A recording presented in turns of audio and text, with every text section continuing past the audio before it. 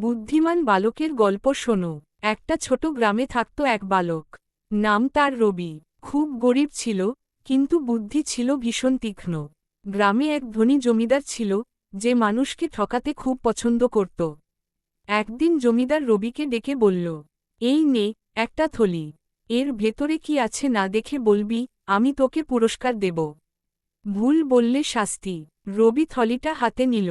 ভার দেখে বুঝল ভেতরে কিছু একটা আছে, কিন্তু কি তা আন্দাজ করা কঠিন। সবাই চুপ করে তাকিয়ে আছে। রবি একটু ভেবে বলল, হুজুর, থলির ভেতরে এমন কিছু আছে, যেটা আপনার, আবার আপনারও নয়। জমিদার অবাক।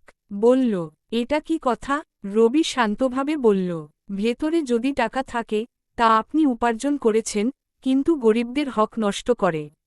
তাই সেটা পুরোপুরি আপনার নয়। জমিদার লজ্জায় মাথা নিচু করল।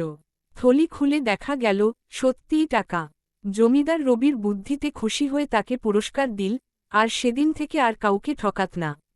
বুদ্ধি থাকলে শক্তির দরকার হয় না, সত্য কথাই সবচেয়ে বড় অস্ত্র।